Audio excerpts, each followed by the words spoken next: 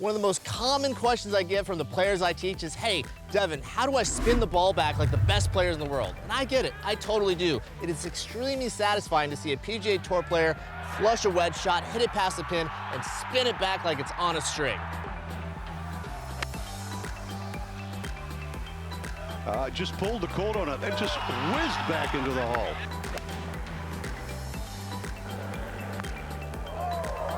Bring it right back and in.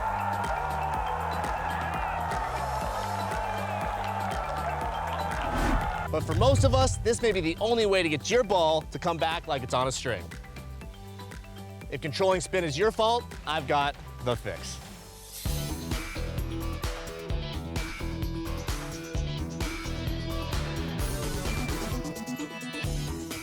Thanks for joining us on the Golf Fix at Stony Brook West, a championship 18-hole golf course in Winter Garden, Florida, less than a 30-minute drive from the Orlando airport.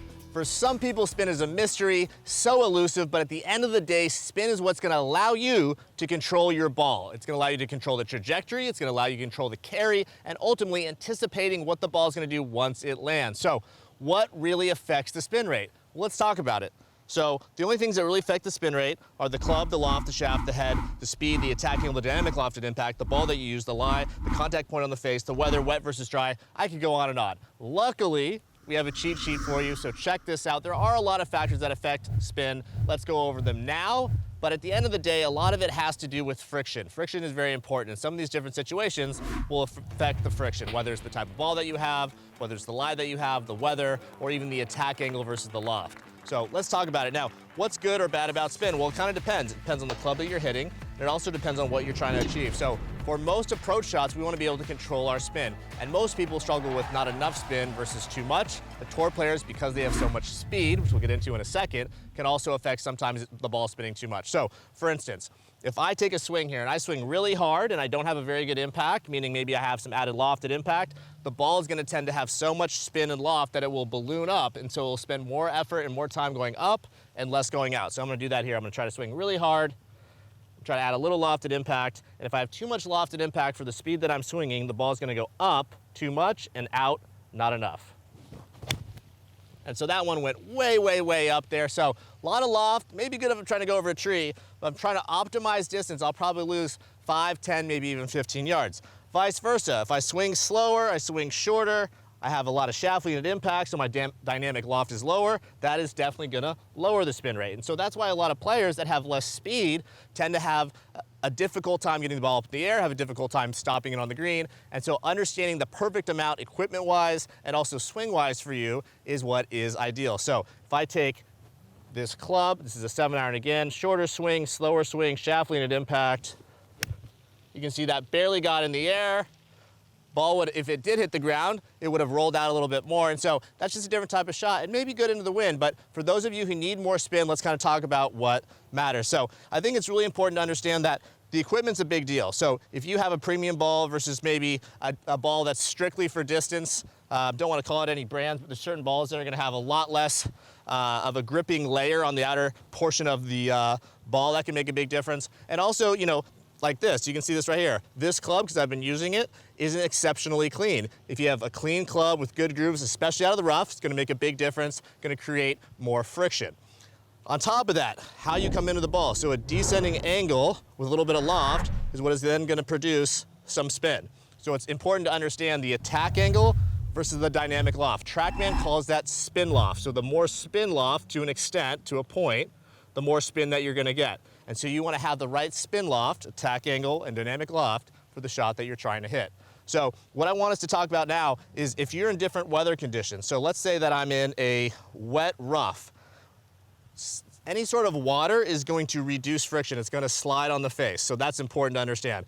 Also rough, meaning grass, getting in between the face and the groove is also going to reduce friction. So all of those things are going to matter. So if I was, for instance, in the rough, it's wet, and I'm short-sided, meaning I have to stop the ball quickly, that would be a very difficult shot. Vice versa, if I was out of the fairway, it was very dry, perfect grooves, and I was hitting into a green with the pins in the middle, very simple shot. So it's easier to control spin when a lot of these factors are out of the way. So I'm gonna go and take my setup here and hit one. It's very important here that I'm able to hit the center of the face, because depending on where you hit on the face, that can also affect how much spin you have.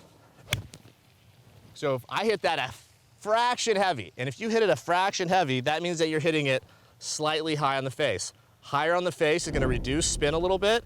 It's going to reduce carry as well. Lower on the face is going to tend to add spin. Now this is important for irons, but it's also important to understand for the driver. The driver is where I really see a big difference. So if I ever had anyone err with the driver, it'd always be a little high versus a little low. You're going to get more backspin on the bottom. It's going to spin towards the middle. The top, it's going to reduce spin. So understanding all these aspects are good. The first drill I want you to do, and thanks for listening to my spiel, I think it's very important to understand spin, where it comes from, how we get it, and what we can really do that's within our control, whether that's an equipment thing, whether that's wiping our club down, whether it's preparing properly with towels, etc. All of that hitting in the short grass, that helps. The first thing I want us to do is go ahead and, this is my favorite drill. So one of the most important things to do in a golf swing is hit the ball first and the ground after. Very hard to create a lot of spin if you don't have a descending attack angle. So we have the bag here, and really we're gonna focus only on angle of attack. So the club is coming down, it's descending into the ball, and then it's actually gonna stay low for a little while. So not necessarily focusing on the loft part. As I mentioned earlier, the difference between the dynamic loft and the attack angle is really where a lot of spin is derived, but we're gonna focus just on that attack angle first, make sure that we get a good attack angle, hit the ball first, ground after. And so what I also want you to do is put 3 tees in the ground right after the ball, and you're gonna try to feel like you're going to clip all 3 tees. So we're not trying to get that club to land and then come right back off the ground right away. We're gonna try to feel like it stays nice and low. And for this is really gonna help you with your attack angle. The other thing that I think is important to understand too with some of these, and I think this is just good as a good rule of thumb, is whenever you're trying to swing over your bag, it's easy to come over the top. So I just want you to put, for precautionary measures, an alignment stick just kind of parallel to your shaft plane, about a foot outside the ball. So it shouldn't really affect you too much, but it allows you not to kind of cheat this way. You still have to have a little bit of an angle coming into that ball. So we got T1, T2, T3. We got the golf ball here. I'm gonna go ahead and take my setup, and I'm gonna move the ball for a second just to rehearse.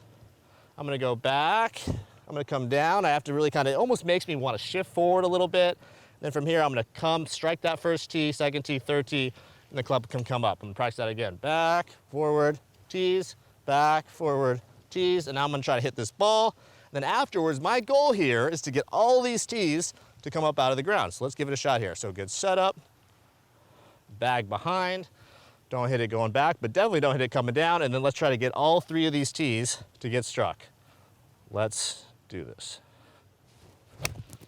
Felt great, definitely got that descending hit. Tees came up out of the ground, exactly what I was looking for. So that is an excellent drill. If you're working on attack angle, it gets the club to descend and then stay low through impact. That's kind of step 1 to getting spin, having a descending hit, and making sure that you can control that attack angle.